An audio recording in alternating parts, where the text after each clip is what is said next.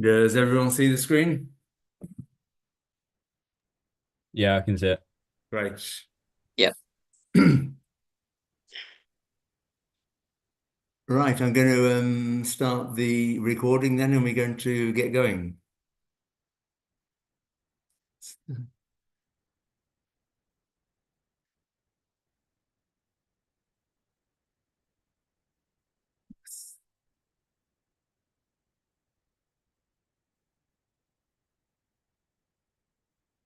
Sorry, just a moment, I've lost my Zoom window.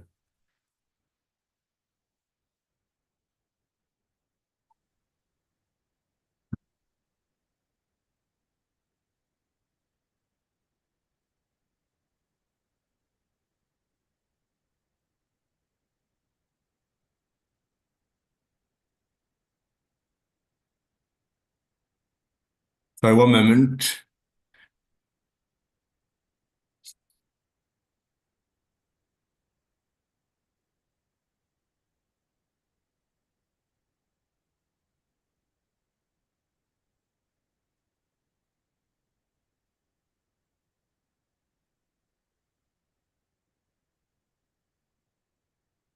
Right, so sorry about that. We're ready to go now. So we're going to be talking this evening about planning permissions. So I'm going to, speak probably for around 20 minutes. Then we're going to open it up to questions. And then, maybe if anyone has some specific experience to share about planning or dealing with potential planning problems. Otherwise, I've got plenty that I can share, as well as like practical examples. So we'll see when we get there.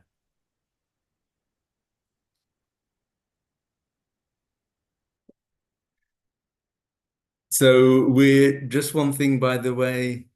Yeah, he says understanding the UK planning system for profitable investments. I have no experience in planning in Scotland and no experience in planning in Northern Ireland. So in reality, I'm going to be speaking about primarily English planning, but because, some of you know I do stuff also in Wales. There are some differences, but not major. The main differences between Wales and England is that there's virtually no permitted development in Wales. Everything has to go through full planning, with very few exceptions. So yeah, England and Wales planning.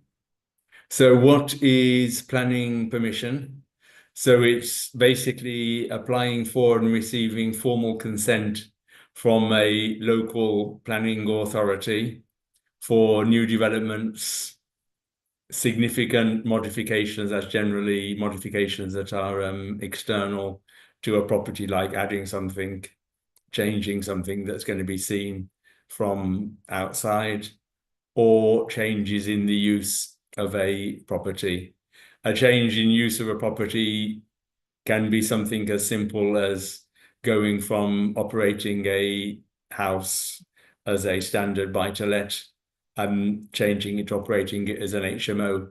Even if it's only a 3 or 4 bedroom house, but we're renting it out by the room, it's no longer standard residential.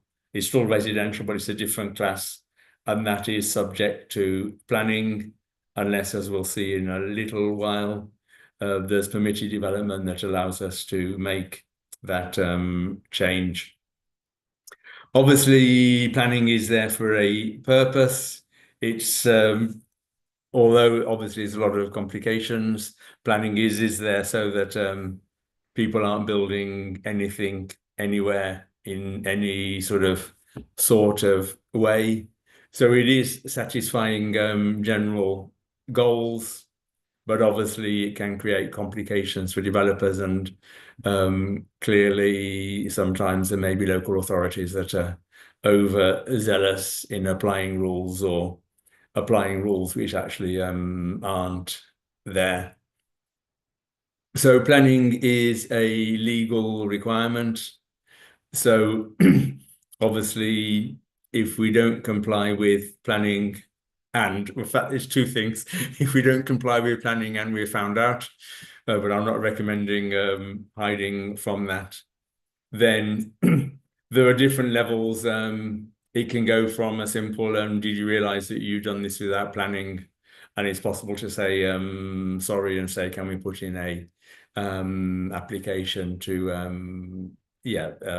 to adjust that.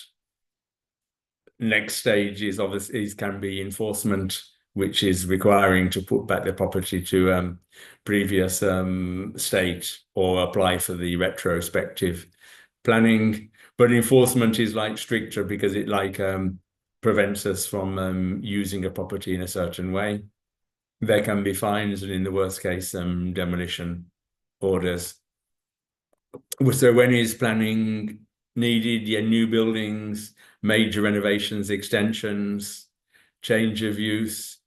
And then there are extensions to that, things that don't normally require planning, may require planning when specifically if it's a listed building. If it's a listed building, then have to consult the relevant authorities.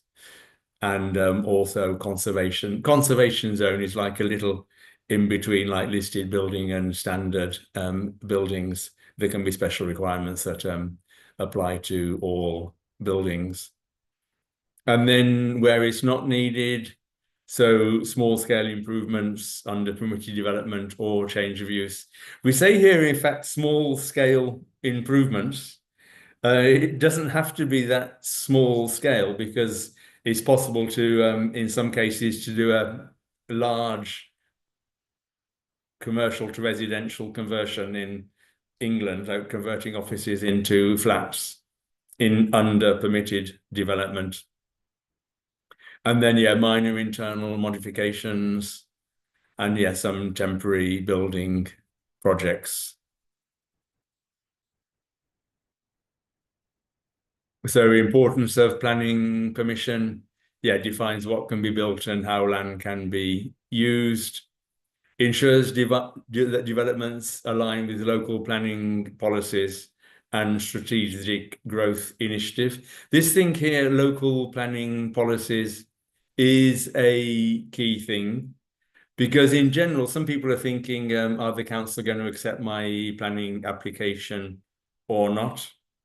In reality, there are local planning policies, which are local government defined policies, which explain what can be done, what can't be done in different areas of a town or or yeah regional area.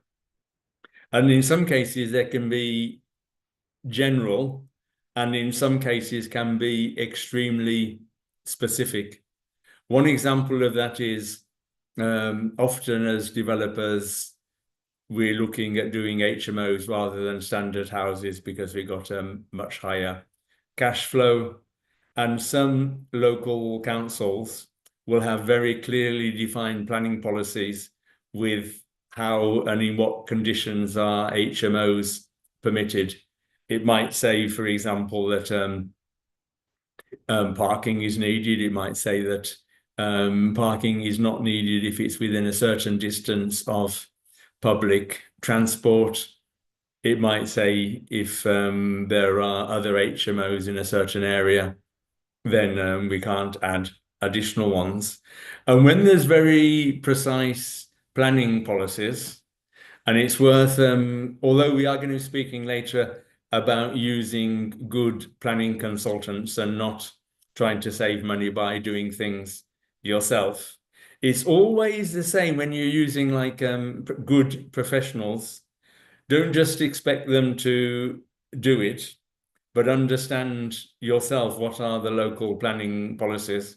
So coming back to this example of an HMO, if it exists, read it. It might be a 10 or 15 page document, but it's worth getting to know, understanding what the local policies are to get, and then speak with the local planning consultants to get their opinion but at least then you're speaking like from a not from nothing. You actually got some understanding, and you may be asking then specific questions. Yeah, so understanding planning is preventing legal issues, project delays, and potential fines. Project delays obviously is a really important thing if we're buying a property and developing it using bridging finance, because bridging finance, obviously we're agreeing specific timeframes in which we need to exit that, which is either refinance to term finance or selling on part or all of a development. And delays related to planning can seriously impact that. And planning, yeah, enhances property value, marketability, long-term investment success. It is possible sometimes to take some shortcuts when developing something, but when you're going to sell it, then the buyers are going to look carefully, has all planning been respected? And then we've got the nice thing, supporting sustainable development, etc. A brief overview of the types of planning permission. So we've got full planning permission. So that's where we're putting in a full planning with all the details. That applies for all new developments and most conversions or major renovations. We're putting sufficient information in there so that everything can be either approved or rejected in one go, and we're ready to go. Interestingly, we've got here what's called outline planning permission.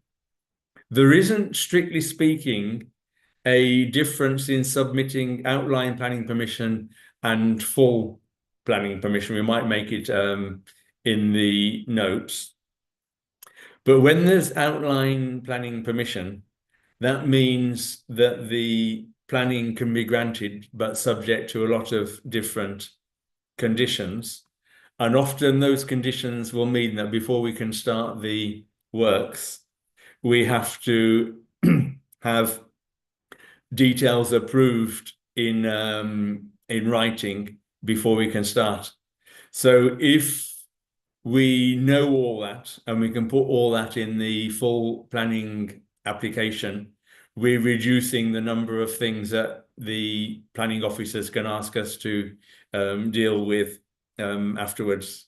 Interesting, today I was filling in this is on a joint venture. I was filling in for the lender their out of 100 different documents that they're asking for. These are some of the last things we were dealing with. The lender was asking questions about the construction, so asking examples of construction contracts, contractors' insurance, different questions, getting a license from the architect to be able to use the plans. And then one of the questions was, what are the reserved matters on the planning?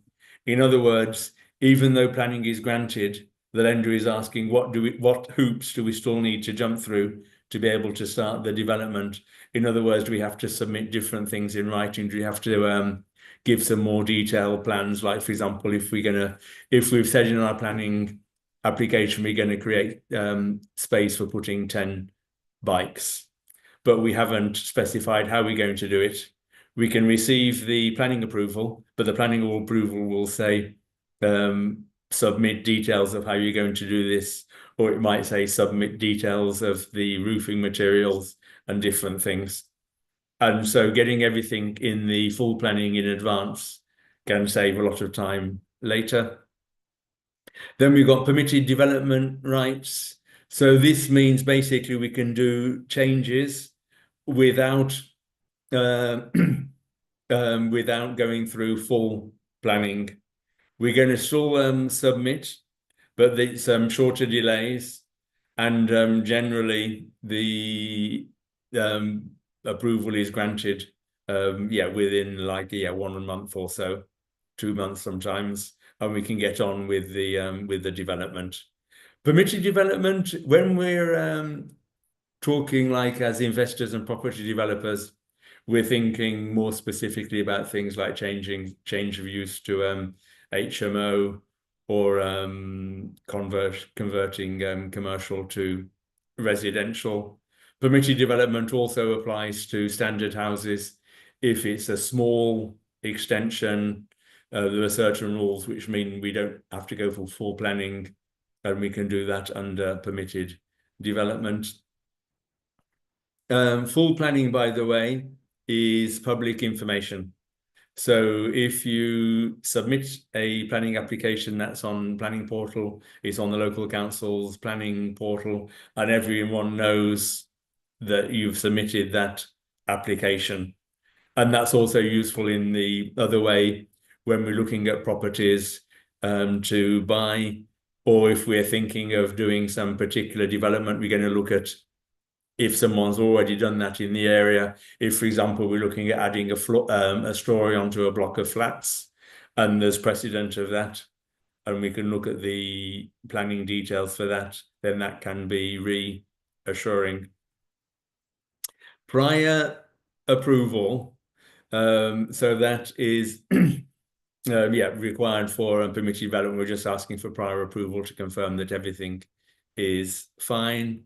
And there's one thing I think I realized actually I missed off here. And this is pre-application advice, or there are different terms. Previously, it was called like pre-planning advice, and different councils might use different terms for it. This is like a semi-formal process where it's possible to submit like outline planning or an overall idea of what we want to do on a piece of land or with a property. It goes into the planning department. We have to pay for it. It costs less than full planning. And then we get a reply. It can be 1 or 2 months later saying, in principle, this would be approved. But the planners, the planning department is saying, but we recommend that if you do this and this and change it like that, it has a higher chance of being approved. And the key thing with this process is it's completely private.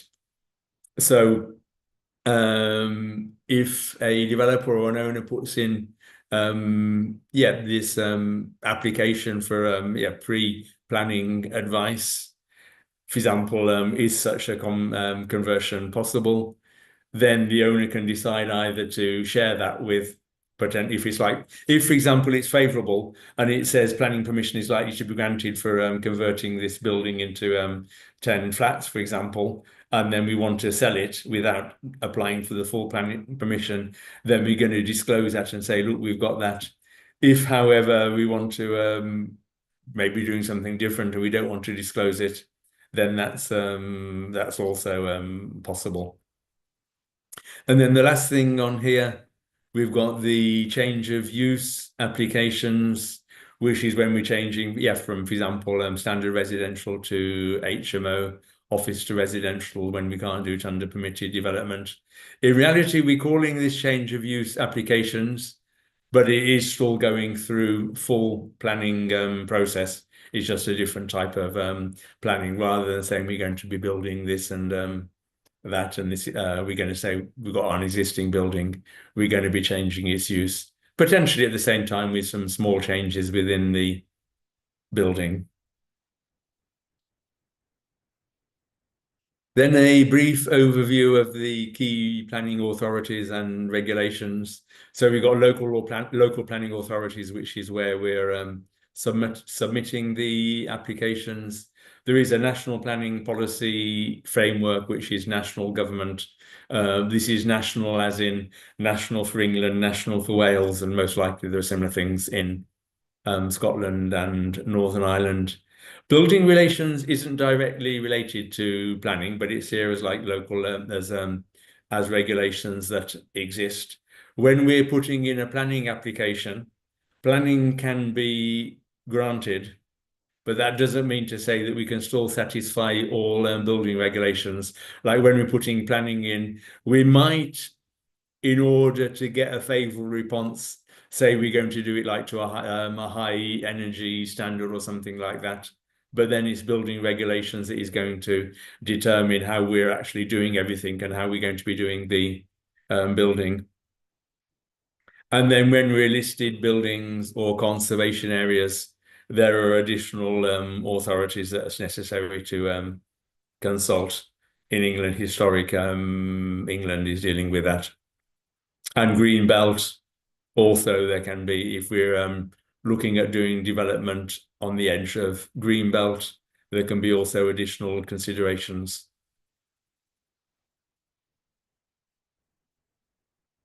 So brief overview of the process. So yeah, we can do the pre-application consultation, which is private, site assessment, feasibility, also doing costings and things. Then we're submitting the planning application. There's public consultation and review. Sometimes there might, if it's a big development, there might be public meetings. The fact that everyone is complaining that you're going to be doing an HMO in their neighbourhood isn't something really to worry about, because at the end of the day, it's a question of following the rules and guidelines that have been set by the local authority. If it ticks all those boxes, even if everyone around don't like it, it should still get passed. So there's a decision made on a local planning authority, and if that decision is unfavourable, and this happens sometimes, I just mentioned the case of an HMO, even though theoretically an application for an HMO should have been passed because it complies with all the sort of guidelines, for like political reasons, a local authority will refuse it because everyone's complaining.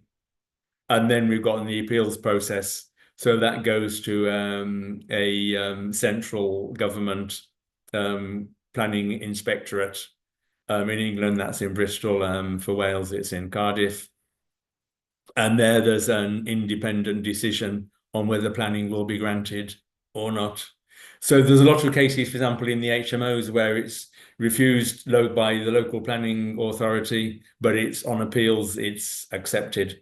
So appeals in some cases can be almost like a standard part of the procedure if we're dealing with local authorities that like refusing things, and we know that we're following the guidelines. Don't be worried about going to appeals. It's like standard thing. It's not like sort of going to court. It's like, yeah, it's just like the last part of the process. If appeals is rejected, it is possible to go a step higher, but generally we're not going to do that because there's little chance of success.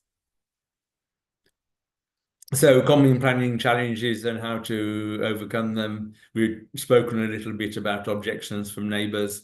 It's not generally a big issue, but sometimes, yeah, consultations and keeping people informed can be useful. Delays in approval, getting the original planning as detailed as possible, so there aren't going to be lots of additional questions, and if there are questions, to not take a long time answering them. And like a obvious but sometimes overlooked thing, if there are a series of questions that come in from the planning officer, typically via the planning consultant, rather than answer them one at a time, answer them all in one go. So when it goes back to the planning department, they can consider everything in one go rather than do a little bit and then park it and then do a little bit more. Yeah, obviously, if we're talking environmental and heritage constraints, so yeah, if we're dealing with listed buildings or in conservation areas, take more care in preparing things and consult with the right people. Financial considerations, all these things have a cost associated with it, so budget for that, and yeah, infrastructure and access issues, things like the splays on when exiting a property onto public highway and stuff like that. And then some best practices. I'm not going to go in a lot of detail on this, but in reality, the one that I would most, in fact, the two but the most important one I would say is engage with experienced planning consultants. Oops, sorry. Engage with experienced planning consultants, architects, and legal advisors. Good planning consultants obviously will cost more money than, let's say, more basic planning consultants, one that might be in a different area, but it's generally well worth identifying good experienced planning consultants, typically ones that have worked for the planning departments and that have experience in the type of development that you're doing, because planning delays or refusals in planning are extremely costly and probably 10 times more costly than the extra cost of employing a good planning consultant, sometimes legal advisors as well. So that is number one. And then at the same time, however, conduct thorough research on local planning policies and potential constraints. Don't rely on the planning consultant to do everything. And remember, it's your project and you're like sort of guiding it and thinking about it in the same way, like when you're going to see an accountant or tax advisor, you're not just going to go there, well, hopefully, his recommendation, not just go there out of the blue and say, how can you optimize my taxes? Obviously, you're going to say that, but you're going to do some research and look at the potential possibilities so that when you're having that discussion, you can discuss that in like, an intelligent way and get the most out of it. So yeah, these things you can read at leisure. So let's open it up to questions and answers. So does anyone have a question on what we've covered on planning?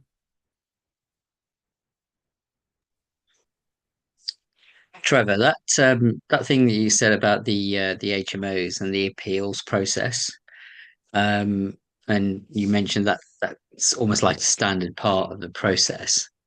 How long does that appeals process take? Right? Because I think what was it, the average planning lead time, I think is what, 56 days, right? I don't know if that's changed materially, but No, but it's never, I've never seen a planning gone through in 56 days, but that is the official one, yes. yeah. So what's your experience then before appeals on how long the process takes? And Well, then for the small to medium things, we're probably talking in general about 4 months in practice.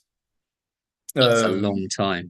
and That's a there's long time. always, even if everything's perfectly prepared, Yeah. there's always going to be questions. And if there aren't questions, then the people in the planning departments can invent some questions to gather to get a bit of time, sort of thing. But And the appeals process for HMOs, how much additional time does that end up taking? it could be between like 2 to 3 months, something like that. It's not except it's not like years or 6 months. It's reasonably fast. It obviously isn't guaranteed, and it depends if the case is if it's like a standard HMO that's been refused and the reasons aren't like sort of valid, then it can be like a question of 1 to 2 months to get the feedback from um from the appeals. So you might be talking about like 6 months to get approval for HMO. Yeah, Um, wow. unfortunately, that's the case. And so your mitigation, is it that, we talked about it in one of the other modules, as like you take an option to buy subject to satisfactory planning so that you're Yeah, not but I mean that's committing true. your But at the end of the day, if it's a really good deal, yeah. then and people, developers, or you've spoken with local consultants who say there's a really high chance of getting the HMO planning, then probably unless it's really off market, it's quite possible you won't be able to get that option to purchase. In which case, you need to decide if, for example, the property is in good condition, you could operate it as serviced accommodation whilst applying for the planning to go to an HMO. Okay. Yeah. Or if it needs renovation, you could start the renovation, but leave off the things that are maybe very specific to it being to getting the HMO planning. Yeah. Because if you do like an HMO of 4 bedrooms, like away, or you've got 3 bedrooms upstairs and you're going to use one of the reception rooms and you're doing a full renovation, well, put all the fire doors in, your smoke alarms and everything while you're doing it. Put your wiring in for the emergency lights because it's not going to, it might add a couple of thousand on the budget. But at the end of the day, nice, solid fire doors are still like attractive on a, if it's going to end up being a family home or you're going to do supported living or social housing with it. Okay. Yeah. Yeah. So you make progress where you can. Yes. Um, Because and generally the option to purchase is not so much because you're based on like getting planning or not.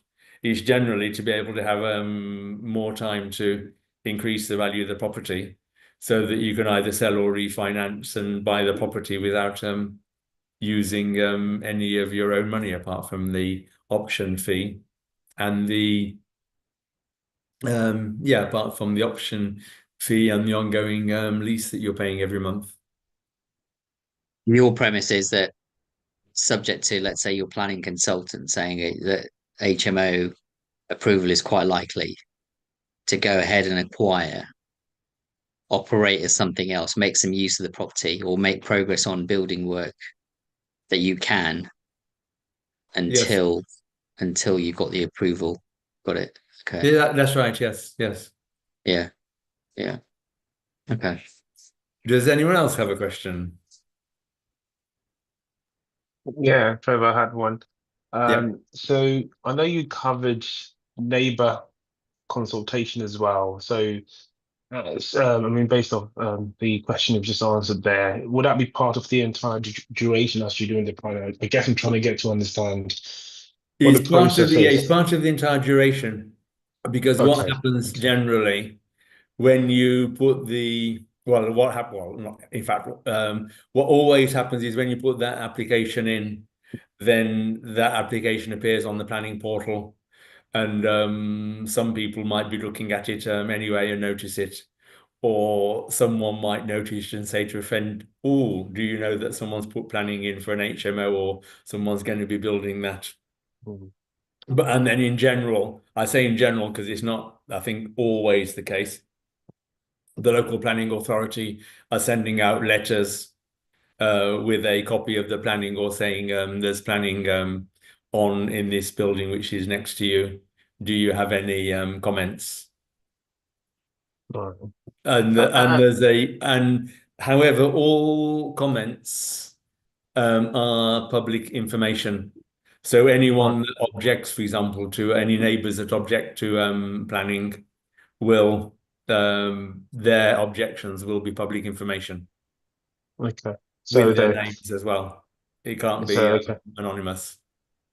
Okay. So as part of that planning, that process, then the the planning process does give them a timeline to object to that planning That's right, that yes. you've put together. Okay. Yeah. Okay. Understood. In And general, is when you that look at these, it's the all the objections are without basis because all the objections are saying it might be a bit noisy or it might be this, that, and the other, or I don't like the neighbor or something like that. And all these basically have no weight with respect to planning. If someone really wanted to object, they would try, well, object intelligently, then they would try and dig in the local planning guidelines and things and say, well, there's public transport nearby, but there's one bus every 3 hours. Therefore, and there's no parking. We don't think it's a good idea. And when there's things like that, those are the sort of like replies to be a bit more concerned about.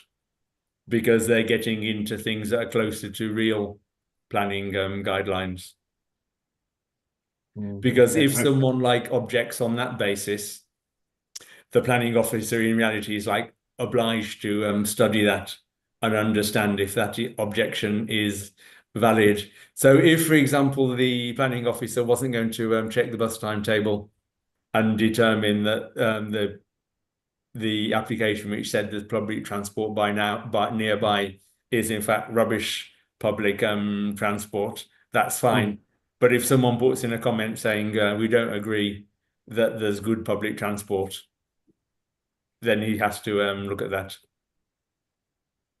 Okay, thank you. Any other questions?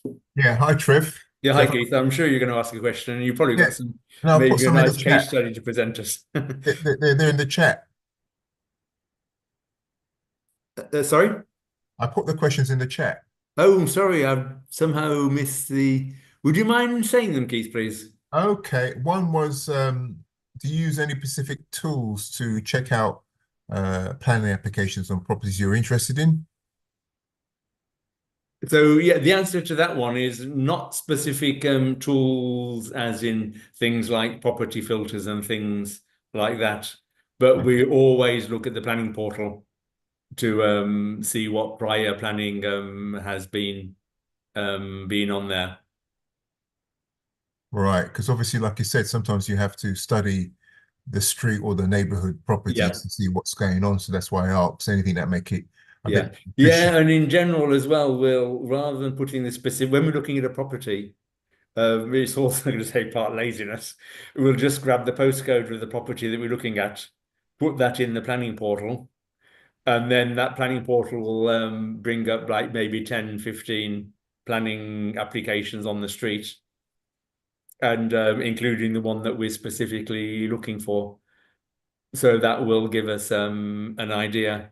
And if it's like a serious project, like a bigger project, like I think at the weekend we were looking at a hotel in Earl's Court, and we were thinking what could we potentially do with that to this is on behalf like for an investor, what would we be able to add an extra level?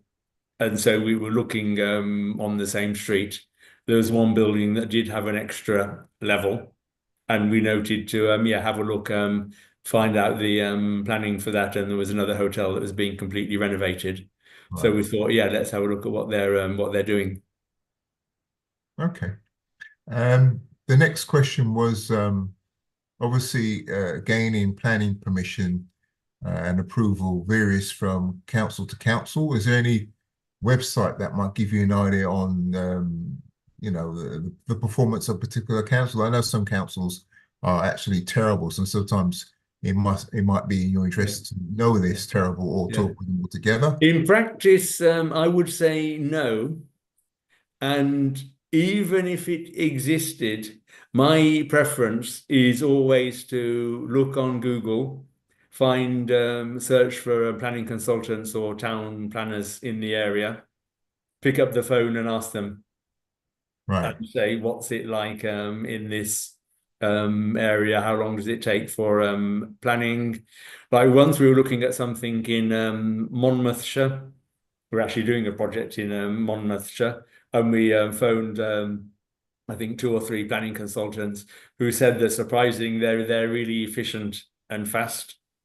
And once we were looking at a project in Walsall in the West Midlands, and I phoned a couple of planning consultants, and they said it's dreadful, takes ages. They said that it can take a simple thing can take 9 months up to a year.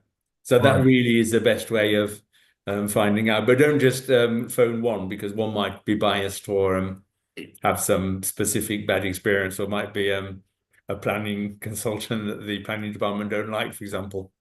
Yeah. Okay. Thank you. Yeah, this thing of speaking with planning consultants is I would say a major recommendation. And I know, Keith, we were talking about a project in Epsom Yeah. we actually spoke on this one with, well, I spoke with 3 different planning consultants to get their opinion on it.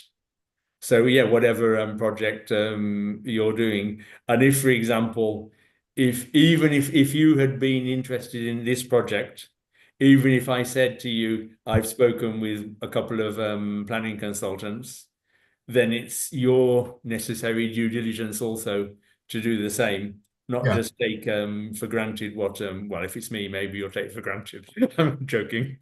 But yeah, whoever it is, don't take for granted, and get your own opinion by phoning a couple of So talking about that deal we're talking about, what do they say about the planning on that? Is it likely to happen? I'm just curious because obviously you've done more homework on that than I have. yes.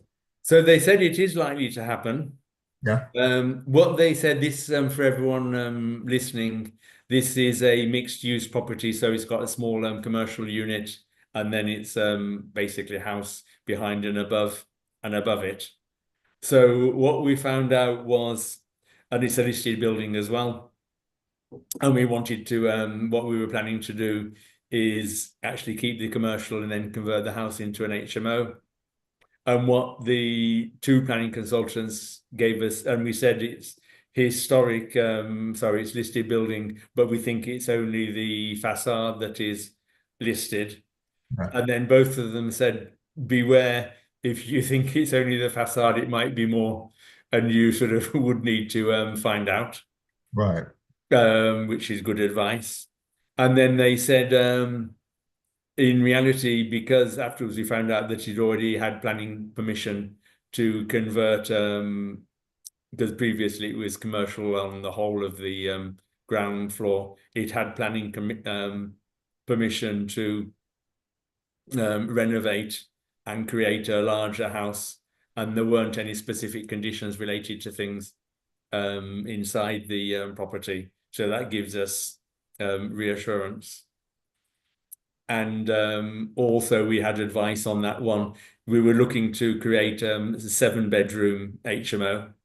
For those who took part in the HMO thing, you may remember that when we're above 6 beds, it's no longer standard C4 HMO, but it goes into a different planning class, sui generis. And as we're in England, we can go from C3 to C4 and under permitted development, so it's a simpler process. When it's a listed building, it's permitted development, but it has to have specific authorization to be able to go ahead with so it's like certificate of lawful development to do permitted development in this case. And the advice was to go first of all for the 6 bedrooms, and then as soon as that is granted, go for full planning to get the additional one. And we did our figures such that if we don't get the 7th one, it's still a good deal for us. So yeah, it's always important to take advice. And then obviously that advice is not generally you don't have time to go to the to do actual pre-planning advice from the local planning department. So you just need to take the opinions of the people, unless you like Vatsal was saying, unless you're able to agree a option to purchase, in which case that gives more time to well, if you've got the option to purchase anyway, you might just go ahead with the full planning because you've got the time to do it, rather than fiddle around with the pre-planning advice. On the pre-planning advice thing, by the way, it's a useful piece of information, and the planning consultants will advise on that. There are some councils or planning departments that are upset if you don't consult them beforehand. And so if you go through without pre-planning, there's a higher chance of being refused or it being more complicated. And if you do the pre-planning advice, then there's a higher, obviously you've got that advice. And then occasionally, if you're doing that for something that's fairly straightforward, there might be some councils that say, why are you wasting our time? You're just putting an application sort of thing. And that you can't find out on the internet. You can only find that. And also if you're in a network with other property investors and developers. Ask around, ask on the WhatsApp chat, does anyone have any experience on doing this particular thing? Anyone dealt with Croydon Council, for example, or something like that? Do you have any other questions, Keith? So I'm sorry, I don't have the No, I mean, no other question. The only comment I've got to make is I have seen people do pre-application applications, and it's normally for like really, really big schemes. Is the stuff we're talking about. But if you're doing a really big scheme like 40 flats or pulling out 4 buildings, then it's probably yeah. it's advisable to go that way. But for what we're doing, I don't think you have to worry about that at this stage in our journey. Yeah, that's right. Yeah. Okay. I mean, sometimes, yeah. The thing is, if you, for example, you want to, I don't know, we want to convert into a maximum number of flats, rather than go in for 8 and get it refused. If we put the pre-planning in and say we want to do 8, or you actually, what sometimes people advise is exaggerate and say we want to do 12. Mm. So that they say 12's too many, but you can do 8. But if you ask for 8, they'll say 8's too many, you can only do 6. Yeah. And then because obviously the pre-planning does give some weight on the full planning, but it's not obviously binding. Okay. Right. Does anyone else have any questions?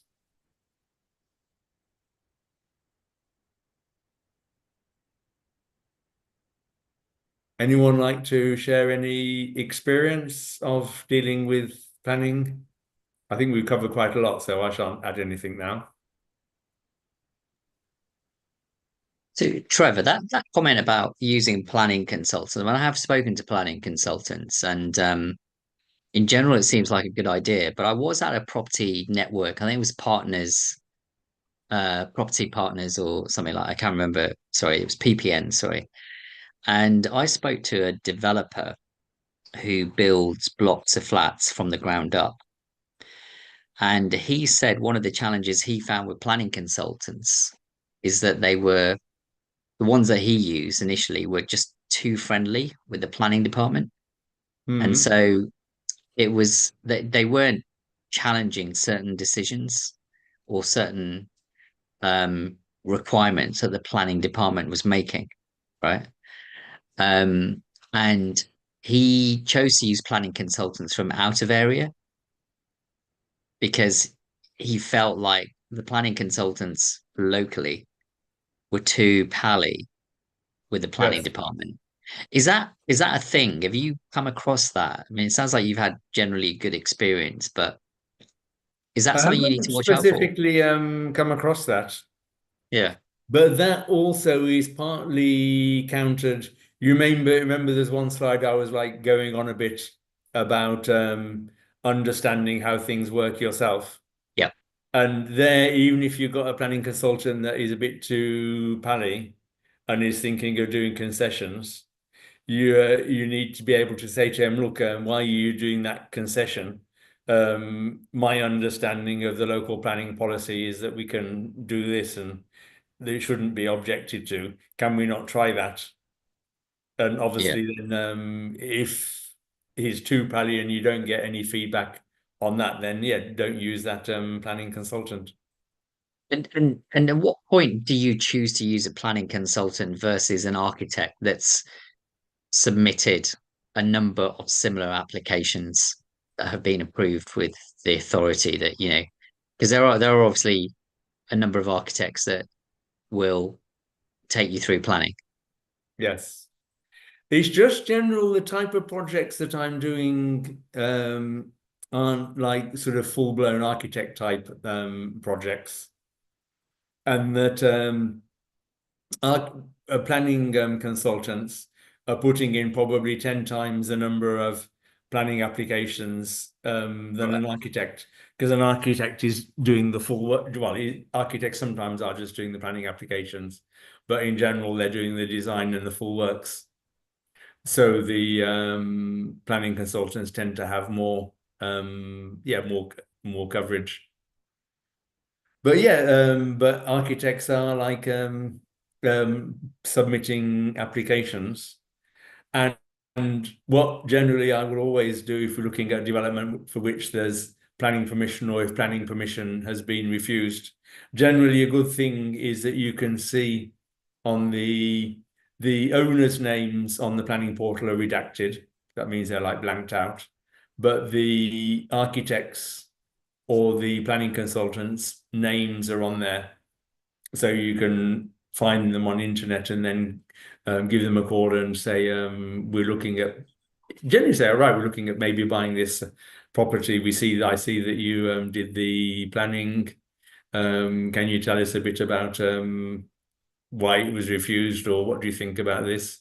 Or I see that you can even, yeah, sometimes architects like talking quite often. So you can, if you see something that was done 4 flats and you think it's possible to get 6 in there, you can say to the architect, I see you did 4 maybe to make bigger ones, but do you think if we were to do 6, and like explain a bit, and the architect then might say, obviously it's only his opinion, he might say there's no way you'll get 6 there because of this, this and this, and then you got the information. Or the architect might say, yeah, that's fine, I suggested that, but the owner didn't want it. You can get all sorts of useful information by speaking with the people that put in the application. And the same thing as if you're looking to buy a property that had some renovation work on it, and then the builders or the owners ran out of money, so they're selling it. You may have, if you go to the property, you'll see potentially the builder's name on there. You give them a call. It's all about like people and networking and getting as much information as possible to be able.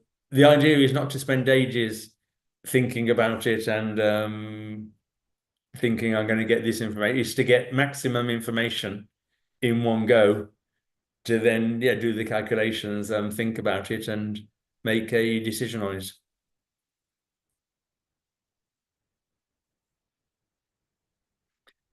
All right, well, thank you all for your time. I think next week we're going to be talking about commercial to residential conversions, and then the following one is going to be pure commercial investments. And yeah, so we're going to finish the call. The recordings will be available on YouTube afterwards, as are all the others. So yeah, thank you for your time and have a good evening. Thanks, Trevor. Thanks, Trevor. Yeah, Thanks. bye. Cheers. Thank you.